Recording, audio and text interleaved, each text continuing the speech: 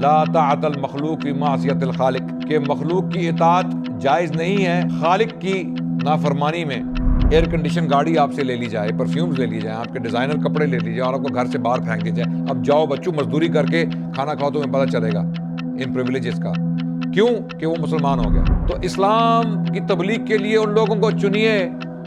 جو بہترین لوگ ہوں، خوبصورت لوگ ہوں، اور ان کی زبان نرم ہو، ان میں اچھی کوالٹیز ہوں۔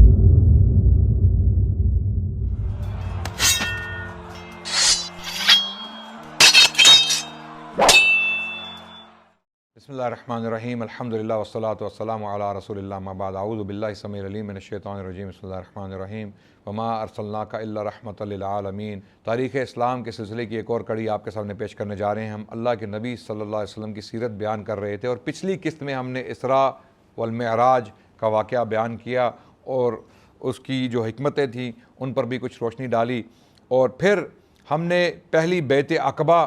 کا ضمناً ذکر کیا اور اس کی تفصیلات کچھ اس قسط میں پیش کرنے جا رہے ہیں انشاءاللہ۔ اسی دوران جب اللہ کے نبی صلی اللہ علیہ وسلم مکے میں تبلیغ کا کام کر رہے تھے، 10ویں سال کے بعد اور 13ویں سال سے پہلے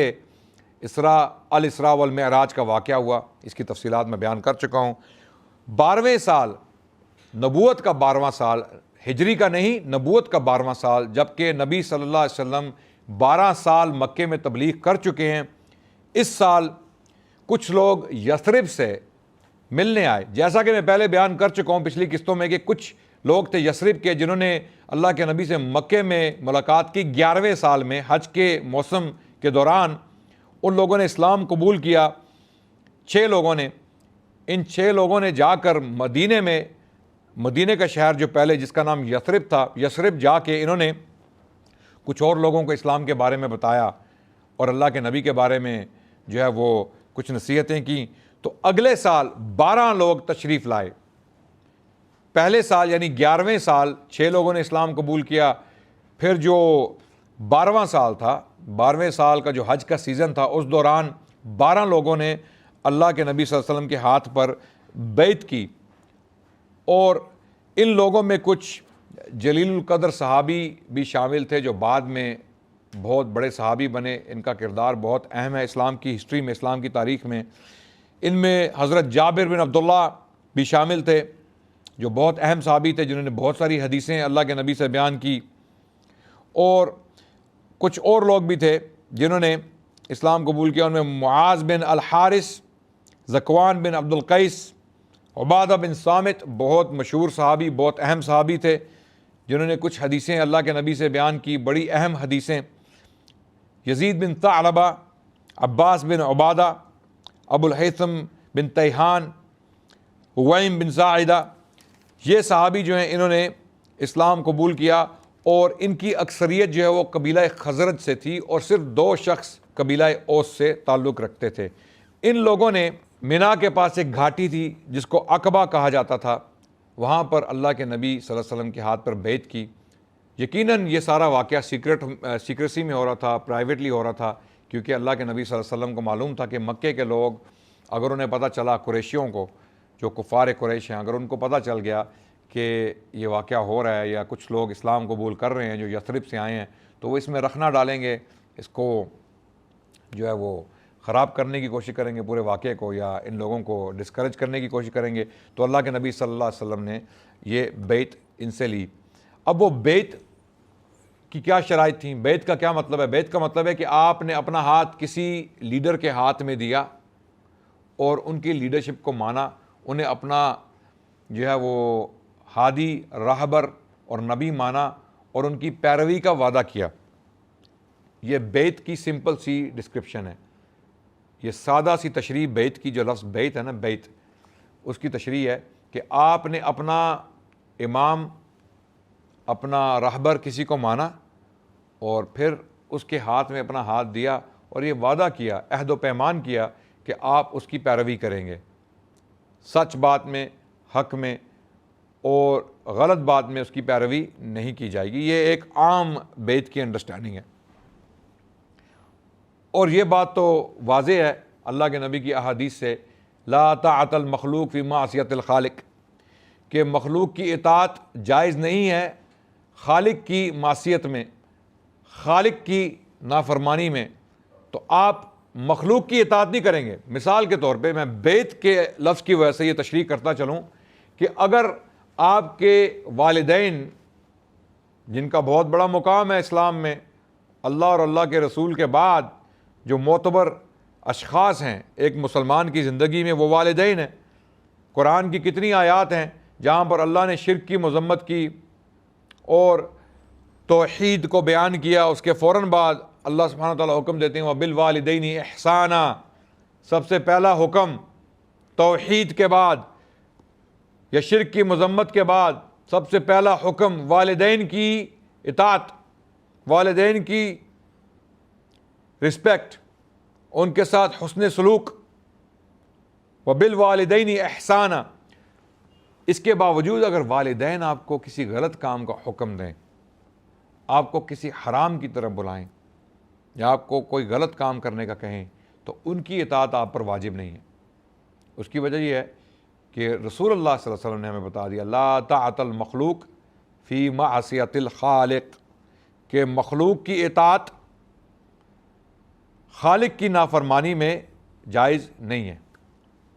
جب آپ خالق کی نافرمانی کر رہے ہیں، اللہ کی نافرمانی کر رہے ہیں اور مخلوق آپ کو حکم دے رہی ہے، تو آپ کو وہ حکم ماننے کی ضرورت نہیں ہے۔ یہ ایک شرط ہے۔ تو اللہ کے نبی صلی اللہ علیہ وسلم نے بیعت لی، جو آف کورس اللہ کے نبی تو سچ بولنے والے تھے، ان کے اوپر وحی نازل ہو رہی تھی، وہ تو کوئی غلط حکم دینے کا سوال پیدا ہی نہیں ہوتا۔ تو اللہ کے نبی صلی اللہ علیہ وسلم نے بیعت ان سے لی، اور عبادہ بن صامت جو اس بیعت میں شامل تھے، انہوں نے اپنی ایک روایت میں یہ بیان کیا کہ یہ بیعت کن شرطوں پہ ہوئی، وہ شرطیں کیا تھیں، اور اس میں سب سے پہلی شرط یہ تھی اللہ تشرکوا باللہ شیئا بایعونی۔ یہ الفاظ ہیں صحیح البخاری میں کتاب الایمان میں، کہ عبادہ بن صامت فرماتے ہیں کہ اللہ کے نبی صلی اللہ علیہ وسلم نے ہم سب سے فرمایا کہ میرے ہاتھ پر بیعت کرو ان شرائط پر، بایعونی اللہ تشرکوا باللہ شیئا، کہ تم اللہ کے ساتھ کسی کو شریک نہیں ٹھہراؤ گے، تم بتوں کی پوجا نہیں کرو گے، تم اللہ ہی کو اپنا رب مانو گے اور اسی کی عبادت کرو گے۔ یعنی اس کی یہ تشریح ہے، بایعونی میری بیعت کرو، اللہ تشرکوا باللہ شیئا، کہ تم اللہ کے ساتھ کسی کو شریک نہیں ٹھہراؤ گے، ولا تسرقوا، اور تم چوری نہیں کرو گے، ولا تزنوا، اور تم زنا نہیں کرو گے، ولا تقتلوا اولادکم، اور اپنی اولاد کو قتل نہیں کرو گے۔ اب یہ کیا بات ہوئی؟ سوچنے کی بات ہے، کیونکہ یہ لوگ اپنی اولاد کو قتل کرتے تھے، اپنی اولاد کو مار دیتے تھے اس غم سے، اس ڈر سے کہ ہم ان کو کھانا کیسے کھلائیں گے، ان کو پالیں گے کیسے، تو اس ڈر سے اپنی اولاد کو مار دیتے تھے۔ تو اللہ کے نبی صلی اللہ علیہ وسلم نے یہ بیعت لی ان لوگوں سے کہ تم لوگ اپنی اولاد کو نہیں مارو گے، اللہ اکبر، قتل نہیں کرو گے، اور کسی بے گناہ پر بہتان نہیں لگاؤ گے، جھوٹا الزام نہیں لگاؤ گے۔ یہ بھی شرائط کا حصہ تھا۔ عبادہ بن صامت بیان کر رہے ہیں کہ یہ شرائط تھی جن پر ہم نے اللہ کے نبی کے ہاتھ پر بیعت کی عقبہ میں، پہلی بیعت عقبہ 12 لوگوں نے جو بیعت کی، ان کی شرائط، اس بیعت کی شرائط یہ تھی کہ تم بہتان نہیں لگاؤ گے اور کسی بھلی بات میں میری نافرمانی نہ کرو گے، میں تمہیں جو بھی اچھی بات کہوں اس کی پیروی کرو گے۔ یہاں پر اللہ کے نبی صلی اللہ علیہ وسلم جو کبھی کوئی غلط بات کہہ بھی نہیں سکتے، اللہ کے نبی صلی اللہ علیہ وسلم کبھی کوئی غلط حکم دے ہی نہیں سکتے، کیونکہ ان کے بارے میں قرآن کی آیت ہے وَمَا يَنْطِقُ عَنِ الْهَوَىٰ إِنْ هُوَ إِلَّا وَحْيٌ يُوحَىٰ، کہ محمد صلی اللہ علیہ وسلم جو ہے وہ اپنی خواہشات سے کوئی بات نہیں کرتے، بلکہ جو وحی ان پر نازل ہوتی ہے اسی کا حکم دیتے ہیں۔ اس کے باوجود اللہ کے نبی کہہ رہے ہیں کہ میری ہر بھلی بات میں تم میرے پیچھے چلو گے، میری پیروی کرو گے اور نافرمانی نہیں کرو گے۔ سبحان اللہ، یہ اللہ کے نبی کی عاجزی اور انکساری ہے کہ ان کو بتا رہے ہیں کہ میں جو تمہیں اچھا حکم دوں گا اس کی پیروی کرو۔ اللہ اکبر۔ اور ان لوگوں نے ان باتوں پر حضرت رسول اللہ صلی اللہ علیہ وسلم کی بیعت کر لی۔ بیعت کرنے کے بعد اللہ کے نبی صلی اللہ علیہ وسلم نے ان لوگوں کو حکم دیا کہ آپ لوگ مدینے واپس جائیں، جو اس وقت یثرب کے نام سے مشہور تھا۔ مدینے کا شہر اس کا نام یثرب تھا، یثرب۔ بعد میں جب اللہ کے نبی نے ہجرت کی تو اس کا نام، شہر کا نام پڑا مدینۃ النبی۔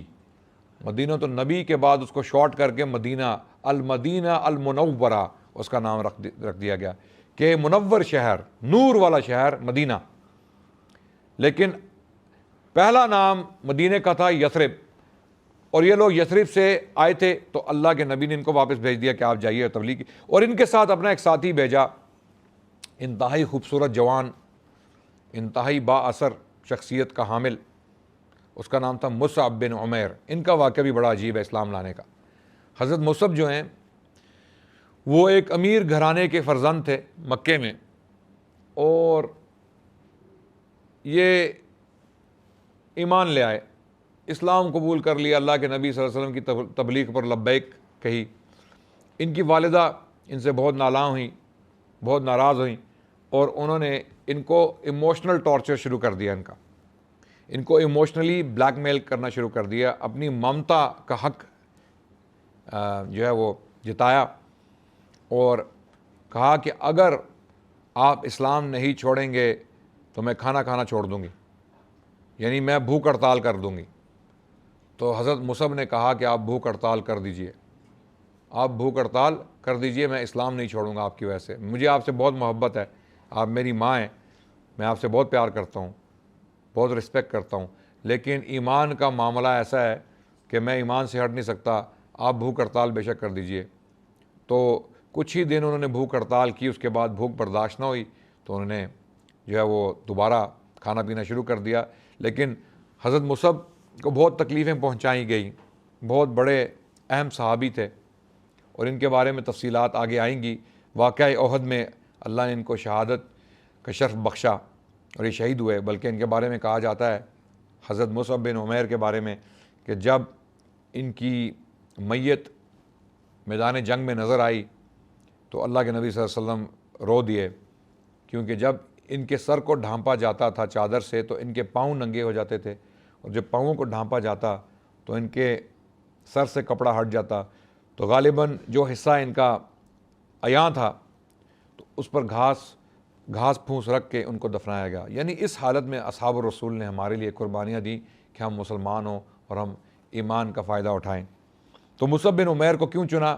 اللہ کے نبی صلی اللہ علیہ وسلم نے جن لوگوں کو دعوت کے لیے چنا وہ بہترین لوگ تھے، بلکہ مصعب کی شخصیت اتنی با اثر تھی کہ جب بھی وہ مکے کی کسی گلی سے گزرتے تو لوگوں کو پتہ چل جاتا کہ یہاں سے مصعب گزرے ہیں۔ ان کے عطر کی وجہ سے خوشبو لگاتے تھے، بہت مہنگے مہنگے عطر استعمال کرتے تھے، بہت لگزوریس لائف تھی ان کی، بڑے ایک شہزادہ ٹائپ آدمی تھے، بڑے خاندان کے فرزند تھے، اور ان سے وہ تمام پریویلیجز لے لی گئیں جب انہوں نے اسلام قبول کیا، اور شدید غربت کی حالت میں انہوں نے زندگی بسر کرنا شروع کر دی اسلام کی وجہ سے۔ ان کی فیملی نے ان کا بائیکاٹ کر دیا مکے میں، ان سے یہ سارے پرفیومز، عطر، کپڑے، ان کی جو لگژریز تھیں۔ آج کے دور میں آپ کہہ لیں کہ ایک بچہ جو امیر خاندان کا بچہ ہوتا ہے اس کو گاڑی ملی ہوتی ہے، اس کی وارڈروب جو ہے وہ بہت امپریسو ہوتی ہے، اس میں سارے ڈیزائنر کپڑے ہوتے ہیں، اس کے جو ٹرینرز ہوتے ہیں نائک کے ٹرینرز 10 جوڑے پڑے ہوں گے، اچھی گھڑیاں ہوں گی اس کے وارڈروب میں، اس کے پرفیومز کی کلیکشن جو ہوگی وہ آپ آج کے دور میں جو بھی آپ کے مشہور پرفیومز ہیں، میں نام نہیں لینا چاہتا آپ کو پتہ ہی ہے، ٹھیک ہے، وہ پڑے ہوں گے۔ تو یہ ساری چیزیں ایک دم آپ سے ایک جھٹکے میں لے لی جائیں، ایئر کنڈیشن گاڑی آپ سے لے لی جائے، پرفیومز لے لی جائیں، آپ کے ڈیزائنر کپڑے لے لی جائیں، اور آپ کو گھر سے باہر پھینک دیا جائے، اب جاؤ بچوں مزدوری کر کے کھانا کھاؤ، تمہیں پتہ چلے گا ان پریویلیجز کا، کیوں کہ وہ مسلمان ہو گیا۔ یہ مصعب بن عمیر کے ساتھ ہوا، اور پھر بعد میں جو ان کی شہادت ہوئی غربت کی حالت میں، قسم پرسی کی حالت میں، یہ قربانیاں دی ہیں اسلام کے لیے لوگوں نے۔ جس دین کے ساتھ ہم مذاق کرتے ہیں، جس دین کو ہم سنجیدگی سے پڑھتے بھی نہیں ہیں نہ سنتے ہیں، یہ قربانیاں دی ہیں اس قسم کے لوگوں نے اسلام کی نشر و اشاعت کی ہے، اور یہی مصعب بن عمیر ہیں جن کو اللہ نے اپنا سفیر بنا کے مدینے بھیجا ان 12 لوگوں کے ساتھ، اور ایک شخص نے پورے شہر کو مسلمان کر دیا۔ اس شخص کی شخصیت میں اتنا اثر تھا، اتنا اخلاص تھا، یہ اتنا خوبصورت انسان تھا اور اللہ کے نبی نے صحیح بندہ چنا۔ اب یہ بھی ایک سبق ہمیں ملتا ہے کہ جب آپ کبھی کوئی کام کرنے کے لیے کسی کو بھیجیں اپنا ایمبیسڈر بنا کے، تو صحیح بندے کا چناؤ کیجئے۔ جب آپ کسی کی بیٹی کا رشتہ مانگنے جائیں گے تو اپنے بیٹے کو آپ گندے کپڑے پہنا کے، اس کے بال بکھیر کے، اس کے اوپر تھوڑی سی گندگی پھینک کے تو نہیں لے کے جائیں گے، رائٹ؟ آپ اس کو صاف ستھرا کر کے، نہلا کے، دھلا کے، خوشبو لگا کے لے جائیں گے کہ اگلے جو دیکھنے والے لوگ ہیں وہ امپریس ہوں۔ تو اللہ کے نبی نے جن لوگوں کو چنا، خوبصورت لوگوں کو چنا۔ جب دعوت دینے کے لیے کسی علاقے میں بھیجا تو ایسے لوگوں کو بھیجا کہ جن کی زبان نرم ہے، با اثر ہے۔ معاذ بن جبل کو اللہ کے نبی نے یمن بھیجا، اور ان کی سب سے بڑی نشانی کیا تھی؟ جب کوئی مسجد میں سوال کرنے آتا تو لوگ کہتے وہ سفید دانتوں والا شخص، اس سے سوال پوچھو۔ یعنی نشانی کیا تھی؟ سفید دانت۔ اس سے کیا پتہ چلتا ہے کہ یہ صفائی اور ستھرائی کا خیال رکھنے والے لوگ تھے۔ اللہ کے نبی نے خصوصاً ان لوگوں کو چنا کیونکہ یہ پریزنٹیبل لوگ تھے۔ انہوں نے اسلام کا جو پیغام پیش کیا وہ ایک خوبصورت طریقے سے، احسن طریقے سے پیش کیا۔ آج کے دور میں ہم سوچتے ہی نہیں ہیں، ہم اپنی بچیوں کے رشتے کرنے کے لیے، اپنے بچوں کے رشتے کرنے کے لیے تمام اہتمام کرتے ہیں، لیکن اسلام کی تبلیغ کے لیے ہم نے وہ لوگ چن لیے ہیں۔ اللہ سے پناہ مانگتے ہیں کہ جو لوگ اسلام میں آنا چاہتے ہیں ان کو بھی متنفر کر دیتے ہیں۔ تو اسلام کی تبلیغ کے لیے ان لوگوں کو چنیے جو بہترین لوگ ہوں، خوبصورت لوگ ہوں، اور ان کی زبان نرم ہو، ان میں اچھی کوالٹیز ہوں۔ اسی لیے مصعب بن عمیر کا انتخاب کیا اللہ کے نبی صلی اللہ علیہ وسلم نے، اور ان کو مدینے بھیجا تاکہ وہ یہ کام کر سکیں۔ اور اس ایک شخص نے، اللہ نے اس کی زبان میں اتنا اثر رکھا کہ انہوں نے پورے شہر کو مسلمان کر دیا، اور اس کی تفصیلات انشاءاللہ ہم اپنی اگلی قسط میں بیان کریں گے۔ تب تک کے لیے آپ سے اجازت چاہتے ہیں۔ السلام علیکم ورحمۃ اللہ وبرکاتہ۔